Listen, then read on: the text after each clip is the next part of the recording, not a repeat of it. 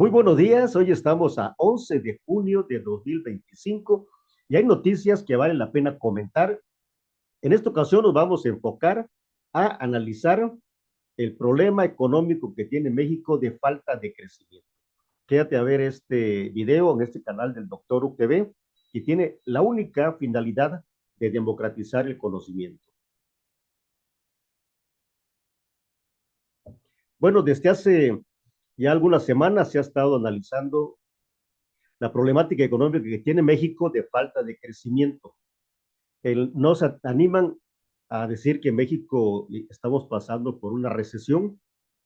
Sí, se puede documentar perfectamente que México está en un proceso de desaceleración con muchos riesgos de convertirse en una crisis económica con los resultados poco deseables de incremento de la pobreza y aumento de la desigualdad, que en México ha sido uno de los grandes problemas, y no solo en México, también en Estados Unidos. Ya decíamos que el problema de la desigualdad en Estados Unidos, medida por el coeficiente de Gini, nos indica, por ejemplo, que en Estados Unidos el 1% de la población pues es dueño de más del 30% de toda la producción que se genera en este país, y eso es mucho, es bastante el significativo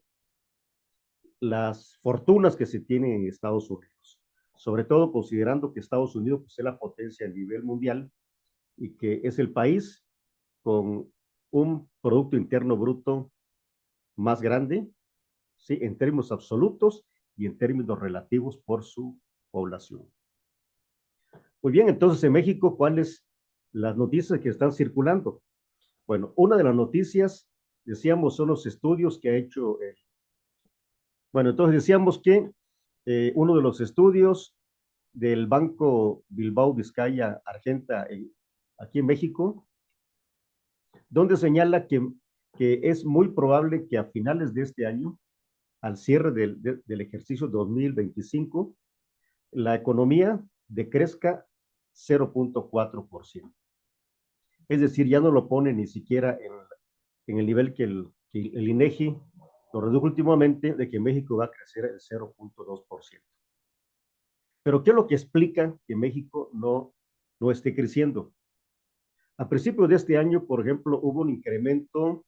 de la producción fundamentalmente en el área agropecuaria, lo que provocó un incremento de la producción aproximadamente del 0.1%, pero hay otros sectores que han dejado de crecer. Y el sector más preocupante es el sector de la construcción,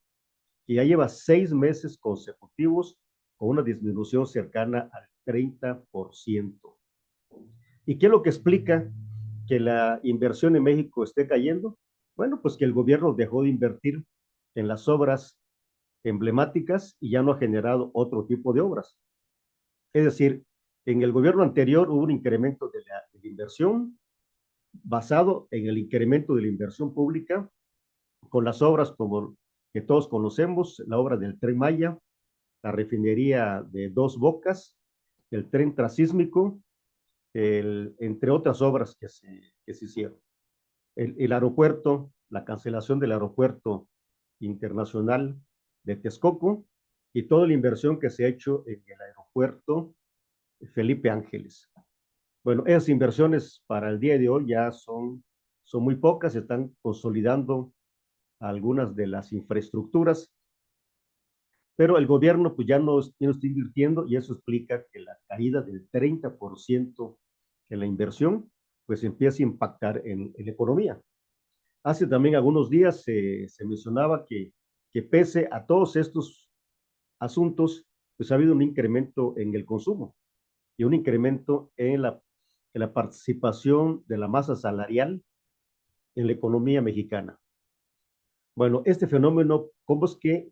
podemos explicar que caiga la producción y aumente el consumo? Bueno, porque el consumo se puede estar satisfaciendo con la importación de bienes, y esto pues no es una muy buena noticia, porque entonces los recursos que están circulando en México pues se convierten en una presión por el incremento en el déficit comercial que se pueda tener con el resto del mundo. La economía de México ciertamente está colgada de alfileres. A algunos quienes han escuchado este canal no les gusta que se mencione esta situación, pero una economía que cada vez se endeuda más,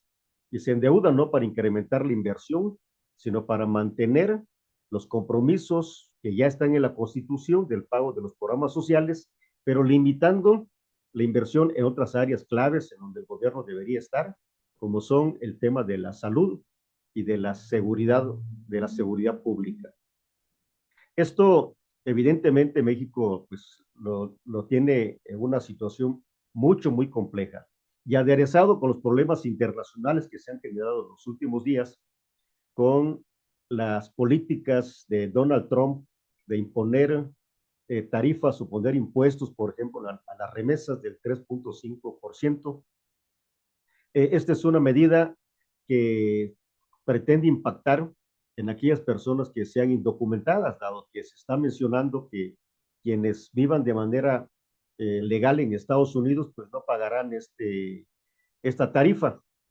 por lo que ciertamente el impacto que se tendría sobre el volumen general de las remesas no es de una disminución del 3.5%. Y este impuesto tampoco debería ser un gran problema, porque en México últimamente se ha estado reevaluando el peso, se ha estado reevaluando no por la fortaleza de la economía mexicana, sino más bien por la debilidad de la economía estadounidense, por la depreciación paulatina que ha tenido el dólar. Hace que México actualmente el dólar interbancario se cotice en los 19 pesos con 6 centavos. Es una, es una cotización que nos puede llegar a pensar que la fortaleza del peso, pues es una de las principales fortalezas de la economía.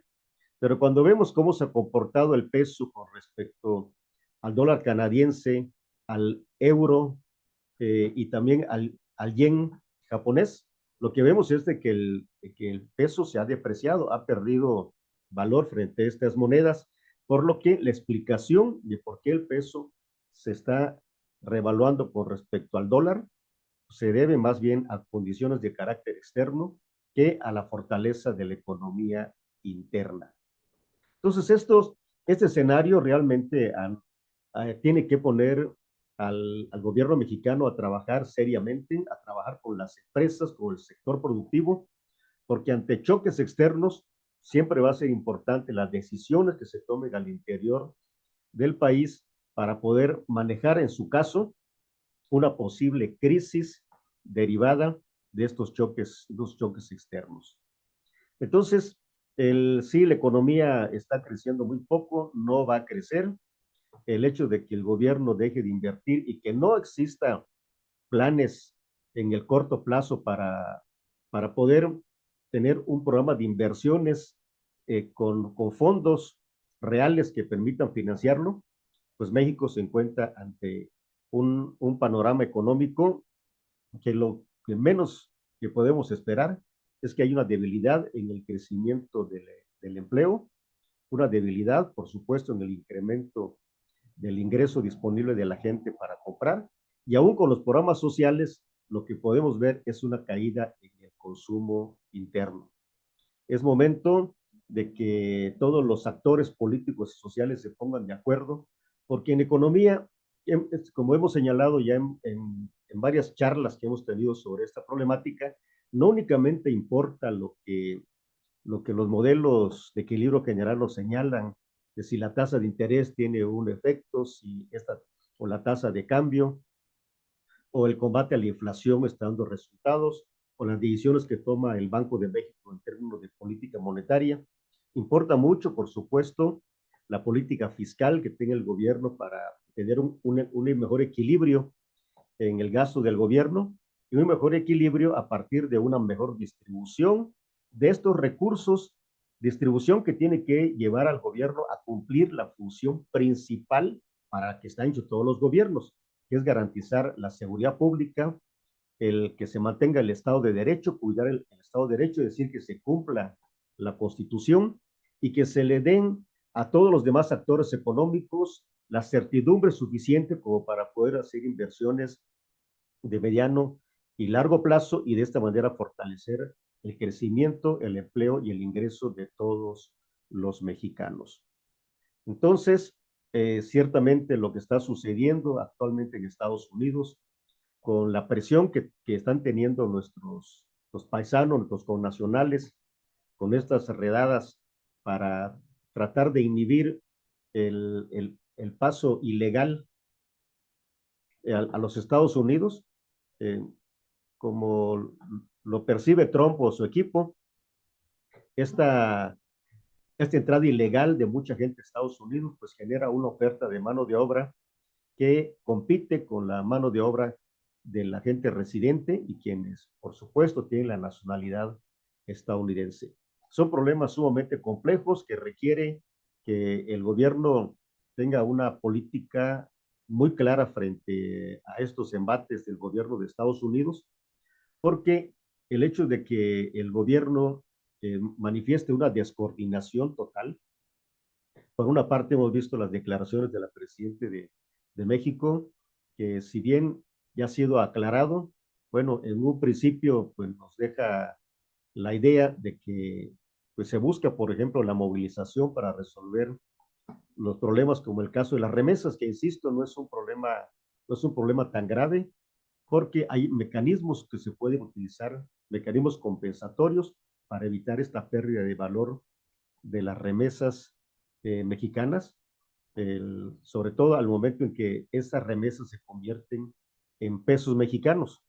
Una forma de evitar este impacto pues, es precisamente el combate a la inflación para que los pesos mexicanos que se cambien por los dólares que mandan nuestros paisanos, pues mantengan su valor en términos reales, es decir, mantenga su poder adquisitivo. Entonces, hay muchos otros temas que el gobierno tendría que estar atendiendo conjuntamente con el Banco de México, muy coordinadas las dos instituciones,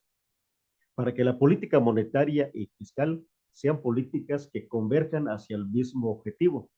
Porque por una parte el Banco de México, desde mi punto de vista, ha estado haciendo muy bien su trabajo al estar eh, flexibilizando la tasa de interés, con el objetivo de mantener competitiva las inversiones en nuestro país y también estar muy atento a su principal mandato, que es el coadyuvar para controlar la inflación, es decir, para mantener el precio de los pesos en términos reales y mantener los precios de los productos sin que tengan incrementos que puedan dañar a los consumidores nacionales. Bueno, yo soy Cruz Alberto Hernández y les invito a ver siempre este canal del Doctor TV, que tiene la única finalidad de democratizar el conocimiento.